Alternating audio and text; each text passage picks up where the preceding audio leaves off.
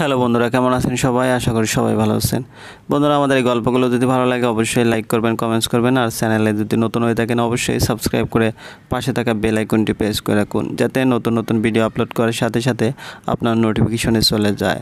আমাদের আজকের গল্প এক জোড়া চড়ুই, পর্ব 18, রাইটার আপনার লারা। সোয়া পরের দিন সকাল হতেই চলে গেছে ছাদের দিকে, হাতে কাগজ কলম নিয়ে। বিয়ের পর শ্রাবণকে নিয়ে কোথায় কোথায় ঘুরবে সেসবের লিস্ট করতেছে সে। শ্রাবণ দুবার কল করেছে, সেদিকে তার খবর নেই। সে এখন প্ল্যানিং করানোয় ব্যস্ত। শ্রাবণ তার ব্যাংক অ্যাকাউন্ট থেকে টাকা তুলতে এসেছে। বিয়েটা নর্মালি হবে, তবে যা খরচ হবে তার সবটা খরচ সে নিজে বহন করতে চায়। তাই এতদিনের জমানো হালকা কিছু টাকা সে নিতে এসেছে। সোয়া লিস্ট করা শেষ করে সিঁড়ি বেয়ে দৌড়ে নিচে আসতে গিয়ে পা পিছলিয়ে পড়ে গেল। একেবারে ছাদের প্রথম সিঁড়ি থেকে শেষ সিঁড়ি পর্যন্ত গড়িয়ে নিচে পড়ল। সবার আগে ইতি দৌড়ে এসেছে সোয়ার চিৎকার শুনতে পেয়ে। শ্রাবণ টাকা তুলে বাসায় ফিরবে, এ সময় সোয়াকে আবার কল করলো। যদি ধরে তবে যাওয়ার সময় একবার দেখা করে নেওয়া যাবে। সে কল করলো কিন্তু সোয়া ধরলো না, ধরলো ইতি। ইতি একটা কথাই বলল, আর সেটা হলো সোয়ার অ্যাক্সিডেন্ট হয়েছে। সে যেন জলদি হসপিটালে চলে আসে। শ্রাবণের বুকে প্রথমে ধাক্কা লাগলেও পরেই ভাবলো যে দুষ্টু মেয়েটা নিশ্চয়ই আবার বাড়ি খেয়ে ব্যথা পেয়েছে। তবে এক প্রকার জলদি করে সে হসপিটালে আসলো। ইতিকে ফোন করে ক্যাবের নাম্বারটা জেনে এসে থেমে গেল সে, সোয়ার পায়ে আর মাথায় ব্যান্ডেজ করা দেখে। এক মুহূর্তের জন্য তার সারাটা দেহ থমকে গেল। সোয়া চোখ মেলে তাকাতে শ্রাবণ শ্বাসটা ফেলল। এতক্ষণ দম বন্ধ ছিল তার। সোয়া অসহায়ের মতো সে একটু উঠে বসার চেষ্টা করলো, কিন্তু পারল না। শুধু মুখ ফুটে বলল, বিয়ের তারিখ যেন না পিছায়। শ্রাবণ ওর পাশে বসে ইতির দিকে তাকালো। ইতি জানালো সিঁড়ি থেকে পড়ে এমন হাল বানিয়েছে। শ্রাবণ এবার সোয়ার দিকে তাকিয়ে বেশ কিছুক্ষণ চেয়ে রইল, তারপর বলল, কি সমস্যা তোমার? তোমার কি নিজের প্রতি কোনো যত্নই নিতে মন চায় না? এসবের কারণে যে একবার কি ক্ষতি হয়ে যাচ্ছে, তোমার সেদিকে কি তোমার নজর নেই? আর কত? সরি, বিয়ে যেন না পিছায় এটাই বলছো তো? ঠিক আছে, 1 বছর পর এই দিনে বিয়ে হবে। বিয়ে 1 বছরের জন্য পিছানো হলো। তোমার স্বভাব চেঞ্জ করার জন্য আমি এই সিদ্ধান্ত নিলাম। আশা করি এরপরে বাদরামি কমিয়ে দিবা। না প্লিজ, হ্যাঁ আমি যেটা বলবো সেটাই হবে। কথাটা বলে শ্রাবণ উঠে চলে গিয়ে সোয়ার বাবার সাথে কথা বলায় ব্যস্ত হয়ে পড়ল। সোয়া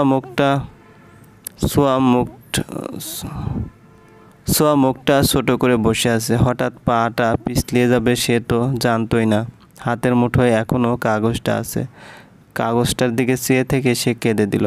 শ্রাবণকে কয়েকবার ডাক দিল, কিন্তু সে কোনো সাড়া না দিয়ে চলে গেছে। আরও কষ্ট হচ্ছে সোয়ার।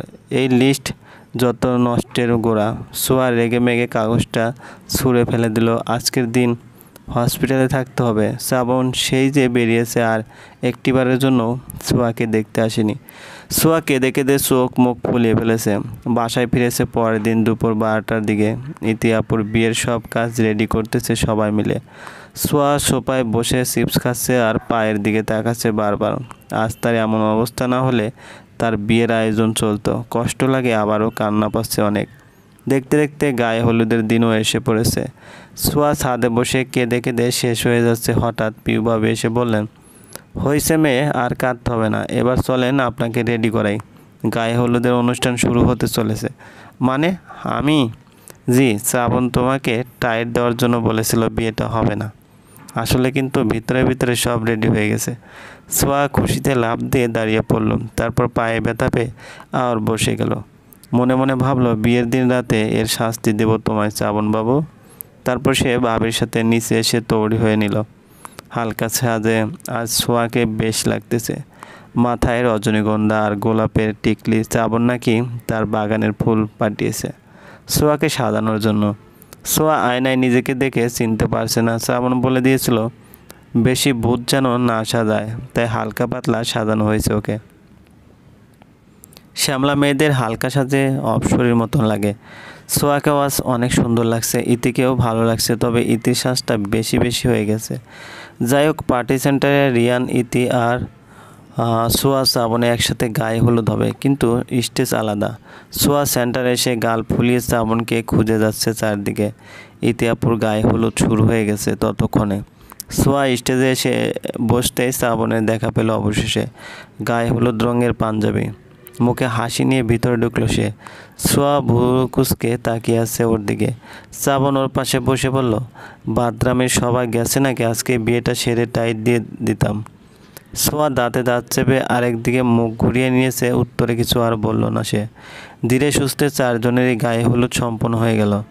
সবাই যে যার কাজে ব্যস্ত। সোয়া এক কোনায় বসে বিরিয়ানি খেয়ে যাচ্ছে আর এদিক ওদিক শ্রাবণকে খুঁজে যাচ্ছে। হুটহাট করে উধাও হয়ে যায় লোকটা, কই যায় কে জানে। হঠাৎ করে সোয়া নিজের গালে হলুদের মোটা আবরণ লেগে যাওয়া বুঝতে পেরে পাশে ফিরেছে, দেখলো শ্রাবণ হেসে চলে যাচ্ছে। সোয়া তার আরেক হাত দিয়ে গাল ধরে দেখলো হলুদ লেগে আছে। শ্রাবণ হলুদ লাগিয়ে চলে গেছে। সোয়া মুচকে হেসে ভাবলো, শ্রাবণ লুকিয়ে থেকে ওর দিকেই নজর রাখছে। তাহলে এত লুকোচুরি কী আছে শুনি?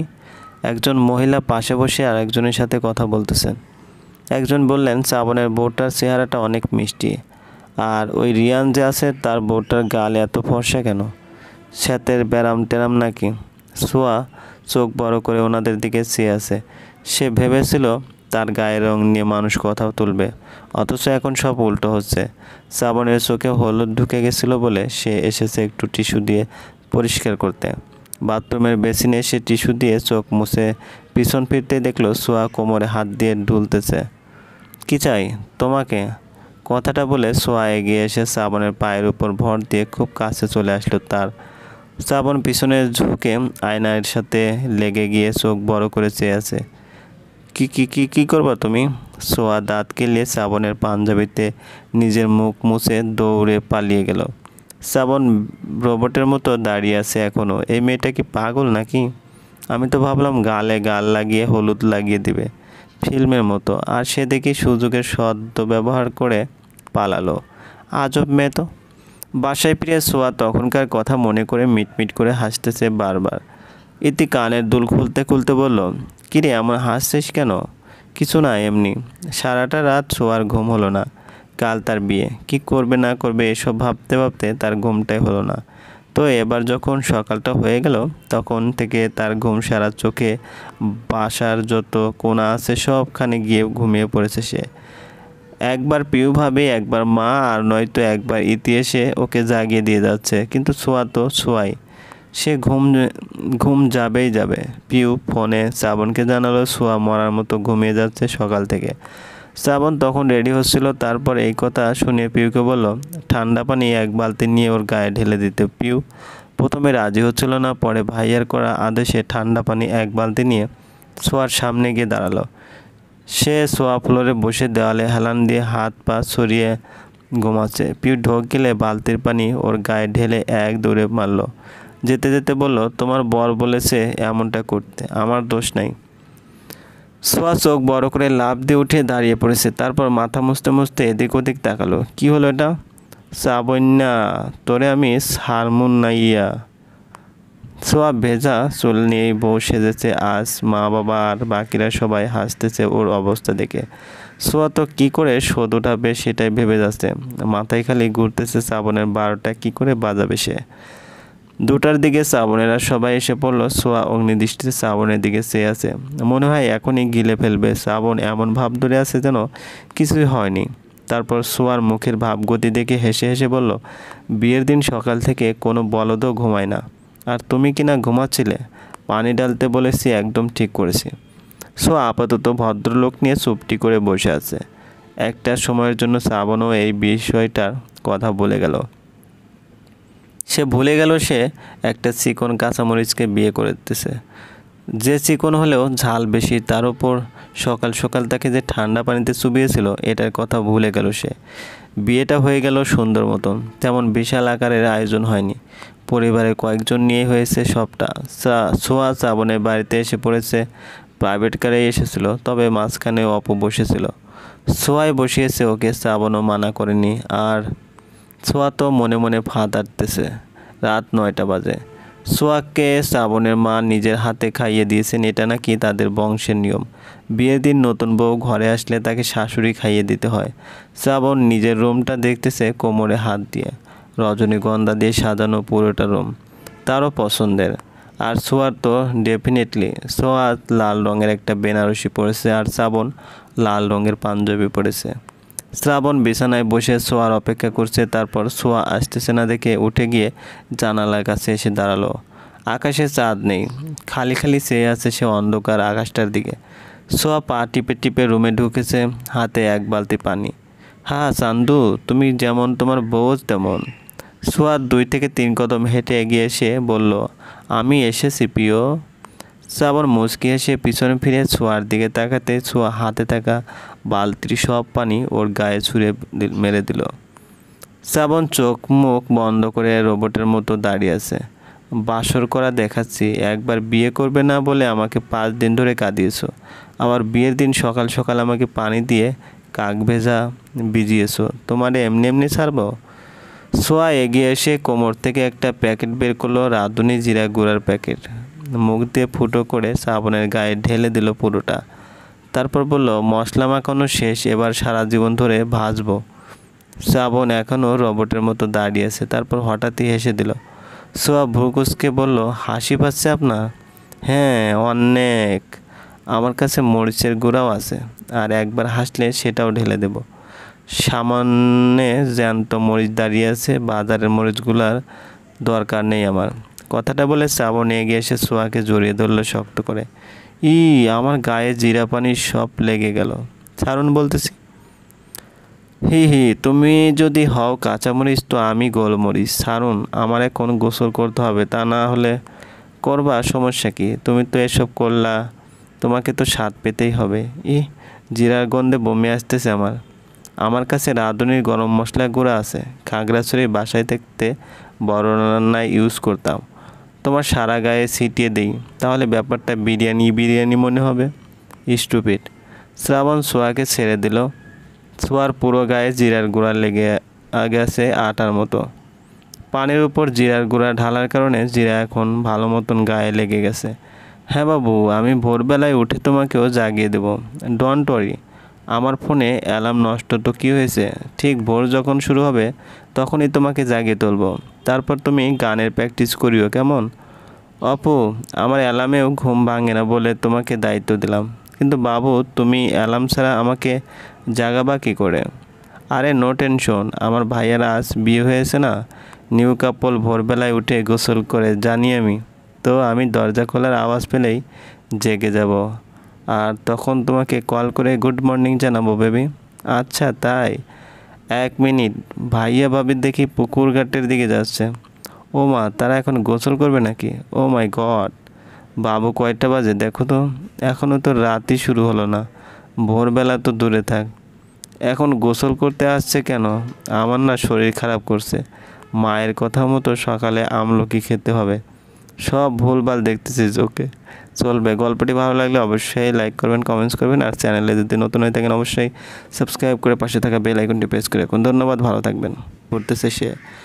শ্রাবণ 2বার কল করেছে, সেদিকে তার খবর নেই, সে এখন প্ল্যানিং করানোই ব্যস্ত। শ্রাবণ তার ব্যাংক অ্যাকাউন্ট থেকে টাকা তুলতে এসেছে। বিয়েটা নর্মালি হবে, তবে যা খরচ হবে তার সবটা খরচ সে নিজে বহন করতে চায়, তাই এতদিনের জমানো হালকা কিছু টাকা সে নিতে এসেছে। সোয়া লিস্ট করা শেষ করে সিঁড়ি বেয়ে দৌড়ে নিচে আসতে গিয়ে পা পিছলিয়ে পড়ে গেল। একেবারে ছাদের প্রথম সিঁড়ি থেকে শেষ সিঁড়ি পর্যন্ত গড়িয়ে নিচে পড়ল। সবার আগে ইতি দৌড়ে এসেছে সোয়ার চিৎকার শুনতে পেয়ে। শ্রাবণ টাকা তুলে বাসায় ফিরবে এ সময় সোয়াকে আবার কল করলো। যদি ধরে তবে যাওয়ার সময় একবার দেখা করে নেওয়া যাবে। সে কল করলো কিন্তু সোয়া ধরলো না, ধরলো ইতি। ইতি একটা কথাই বলল, আর সেটা হলো সোয়ার অ্যাক্সিডেন্ট হয়েছে। সে যেন জলদি হসপিটালে চলে আসে। শ্রাবণের বুকে প্রথমে ধাক্কা লাগলেও পরেই ভাবলো যে দুষ্টু মেয়েটা নিশ্চয়ই আবার বাড়ি খেয়ে ব্যথা পেয়েছে। তাও এক প্রকার জলদি করে সে হসপিটালে আসলো। ইতিকে ফোন করে ক্যাবিন নাম্বারটা জেনে এসে থেমে গেল সে, সোয়ার পায়ে আর মাথায় ব্যান্ডেজ করা দেখে। এক মুহূর্তের জন্য তার সারাটা দেহ থমকে গেল।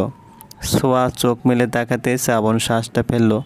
এতক্ষণ দম বন্ধ ছিল তার। সোয়া অসহায়ের মতো সে একটু উঠে বসার চেষ্টা করলো, কিন্তু পারল না। শুধু মুখ ফুটে বলল, বিয়ের তারিখ যেন না পিছায়। শ্রাবণ ওর পাশে বসে ইতির দিকে তাকালো। ইতি জানালো সিঁড়ি থেকে পড়ে এমন হাল বানিয়েছে। শ্রাবণ এবার সোয়ার দিকে তাকিয়ে বেশ কিছুক্ষণ চেয়ে রইল, তারপর বলল, কি সমস্যা তোমার? তোমার কি নিজের প্রতি কোনো যত্নই নিতে মন চায় না? এসবের কারণে যে একবার কি ক্ষতি হয়ে যাচ্ছে, তোমার সেদিকে কি তোমার নজর নেই? আর কত? সরি, বিয়ে যেন না পিছায় এটাই বলছো তো? ঠিক আছে, 1 বছর পর এই দিনে বিয়ে হবে। বিয়ে 1 বছরের জন্য পিছানো হলো। তোমার স্বভাব চেঞ্জ করার জন্য আমি এই সিদ্ধান্ত নিলাম। আশা করি এরপরে বাদরামি কমিয়ে দিবা। না প্লিজ, হ্যাঁ আমি যেটা বলবো সেটাই হবে। কথাটা বলে শ্রাবণ উঠে চলে গিয়ে সোয়ার বাবার সাথে কথা বলায় ব্যস্ত হয়ে পড়ল। সোয়া মুখটা সোয়া মুখ সোয়া মুখটা ছোট